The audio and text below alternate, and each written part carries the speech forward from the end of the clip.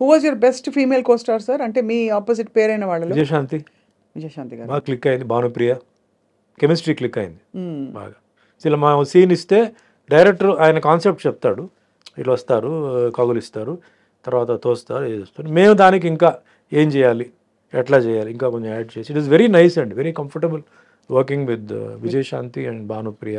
ఎక్కువ వాళ్ళతో చేశాను, అందరితో చేశాను, సుహాసినితో చేశాను, అందరితో చేశాను, బట్ మోస్ట్లీ భానుప్రియ అండ్ విజయశాంతితోనే ఎక్కువ నేను చేశాను. ఏ టైంలో కూడా sir you never fell in love? ఎవరితో ఎవరిని ప్రేమించలేదా మీరు? స్క్రీన్ మీద ప్రేమించాను.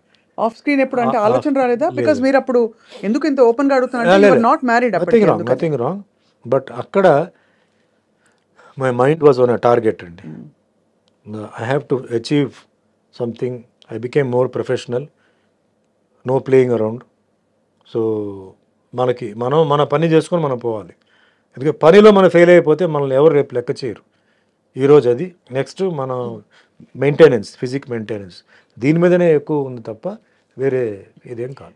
అఫ్కోర్స్ డెఫినెట్లీ ఒక 3 సినిమాలు ఒక హీరోయిన్తో చేసినప్పుడు ఫ్రెండ్షిప్ వస్తుంది, ఫిజికలీ ఆల్సో ఉంటుంది. చేయి పట్టుకొని లాగడం కానీ ఏదో వెనక్కి నుంచి వచ్చి ఇప్పుడు అందరూ చేస్తున్నారు అది. మేము అప్పుడు అంతవరకు చేసేవాడిని. అవును. అంతేగాని ఇంకా లవ్లో వెళ్ళిపోయి మళ్ళీ అది ఇంకో ట్రాక్ అండి, అది డిస్ట్రాక్షన్ ఫ్రమ్ ప్రొఫెషన్. వన్స్ దాంట్లో వెళ్ళిపోతే డిస్ట్రాక్షన్ అవుతుంది. And I have seen some people అనవసరంగా డిస్ట్రాక్ట్ అయిపోయి ఈ ప్రొఫెషన్ని అంటే స్పాయిల్ చేసి చాలా గందరగోళం అయిపోయి, అప్పుడు డ్రగ్స్ లేవు, మందు డ్రింక్స్ తీసుకొని పాడు చేసుకొని, ఈవెన్ ఇండస్ట్రీలో హీరోయిన్స్ కూడా తాగేసి, దెన్ అప్పుడంతా ఏంటంటే డ్రింక్స్ లేదా సూసైడ్. అవునవును, బాగా అసలు డ్రగ్స్ లేదు, డ్రింక్స్ లేకపోతే సూసైడ్. మీ జనరేషన్లో ఎవరెవరు ఉన్నారు సార్ అప్పుడు? అంటే ఇలా ఎక్స్ట్రీమ్ సిచ్యువేషన్స్, సూసైడ్ దాకా వెళ్ళిన తమిళ్లో చాలా మంది ఉండేవారండి, నాకు గుర్తులేదు కానీ షాకింగ్గా ఉండేది.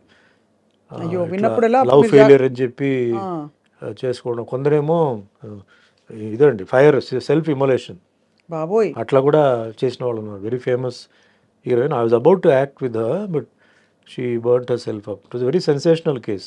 లవ్ ఫెయిలియరే, she was in love with somebody and she burned అట్లా. సో దిస్ జర్నీ నాకేంటంటే లైక్ బేసిక్లీ అండి, all the heroines and all they like me a lot because the way how I behave, నేను ఎలా మాట్లాడితే ఎలా చేస్తాను. Nobody సుమన్తో మాకు cinema వద్దు నాకు ఎవరు చెప్పలేదండి. I use to keep my limits, but సెట్లో character use to be open. What character demands I use to do it and చెప్పి చేయడమే. సడన్గా చేయాలి, ప్రిపేర్ చేసి, అంటే ఇది నేను ఇట్లా చేయాలనుకుంటున్నా, ఇలా చేయాలనుకుంటున్నా అని చెప్పి వాళ్ళు ఓకే అంటే వద్దు మాకు అది చేయవద్దు అనుకుంటే లో. డైరెక్టర్ కూడా కొన్నిసార్లు జనరల్ ఏమవుతుంటే కొంత డైరెక్టర్స్ దిల్ టేక్ అడ్వాంటేజ్. లేదు సార్ మీరు టేక్లో టక్కుని చేసేయండి మీరు, అది చెప్పారు.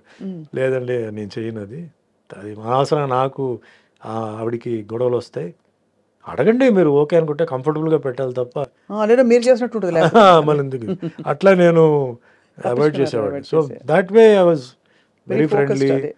మెయిన్ బేసిక్గా మా గురుగారు, అదే రామన్న గారు ఎప్పుడు చెప్పేవారంటే, డబ్బులు ఎప్పుడు నువ్వు అడగొద్దు, నీకు డబ్బులు వస్తాయి, నీ ఆఫర్ నీకు ఆటోమేటిక్గా నీకు వస్తాయి.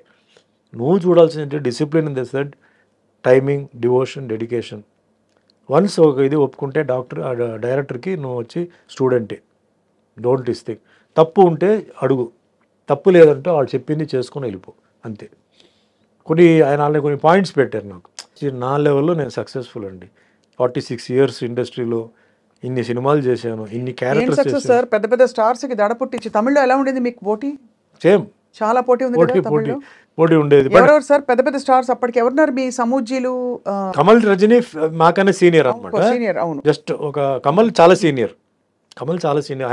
అఫ్కోర్స్ ఈజ్ మై, నాకు ఇన్స్పిరేషన్, నాకు అన్ని. శివాజీ, ఎంజిఆర్ గారి తర్వాత నెక్స్ట్ నాకు కమల్, రజనీ. అంటే తెలుగు సినిమా ఫీల్డ్కి వచ్చే ముందు, తర్వాత రామారావు గారిది సినిమాలు చూసి, నాగేశ్వరరావు గారిది అన్ని తర్వాత తెలుసుకున్నాను. తమిళ్ ఫీల్డ్లో శివాజీ గణేశన్ సారు, ఎంజిఆర్ గారు మాస్ క్లాస్. దాని తర్వాత కమల్ హాసన్, రజనీకాంత్ గారు. వాటిలో I was die hard fan of Kamal Haasan, was his will. First time ఎప్పుడు కలిసారు కమల్ గారిని? ఫస్ట్ నా షూటింగ్ జరుగుతున్నప్పుడే, ఆయన పక్కనే షూటింగ్ జరుగుతుంది, ఆయనది శ్రీప్రియాది షూటింగ్ జరుగుతుంది. అప్పుడు ఇదే కిట్టు ఉన్నాడు, అంటే మాకు హాఫ్ డే గ్యాప్ ఆ రోజు.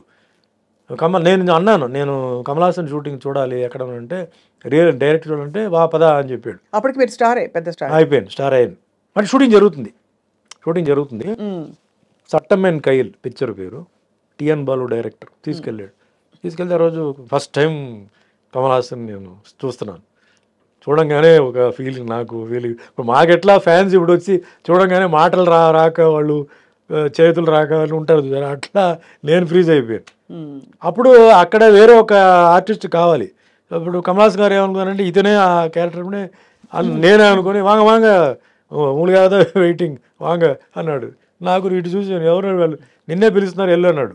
దగ్గరికి వెళ్తే వాళ్ళు లేట్ అని నేను చెప్పాను, సార్ నేను ఊరికి మిమ్మల్ని చూడడానికి వచ్చాను, నాకు ఈ క్యారెక్టర్ కాదా అదేంటే పిలిచి బాగానే ఉన్నాడు కదా ఈయన్నే పెట్టవచ్చు కదా అది ఇది అని చెప్పి ఏదో చెప్తే, అప్పుడు ఈ కిట్టు వచ్చి లేదండి ఆల్రెడీ ఆయన హీరోగా చేస్తున్నారు రామన్న పిక్చర్లో. అవునా, ఓకే అని చెప్పి దాన్ని కాసేపు కూర్చొని షూటింగ్ చూశాను.